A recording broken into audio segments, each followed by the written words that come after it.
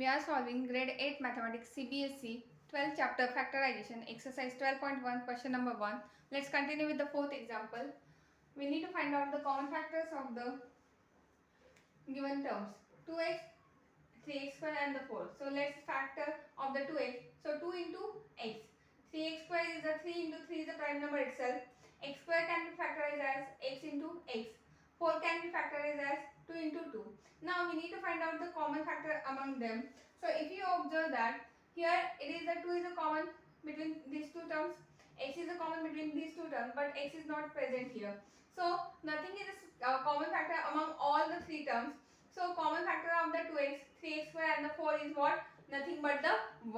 Okay. This is very important question. Very easy but important. Next question is 6abc, 24ab square, 12a square b. So 6 can be factorized as 2 into 3. A, B, C are the variables, so can be written as A into B into C. 24ab square. So if you don't know the factors of the 24, let's calculate quickly. So 24 can be, it is a even number, it can be divisible by 2. 2 12s are 24. Then again 12 is a even number, 2 6 are 12. Again 6 is a even number, 2 3s are 6. And 3 is the prime number itself, 3 1s are 3.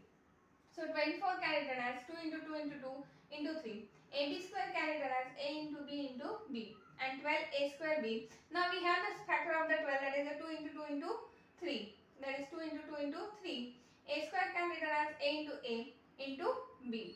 Now common factors of the 6abc, 24ab square and 12a square b is equal to what? The 2 is the common among them. I will write 2. Then afterwards 3 is the common, 3. Then a is the common and the b is the common. So the product of this is what? 2 3s are 6 into ab.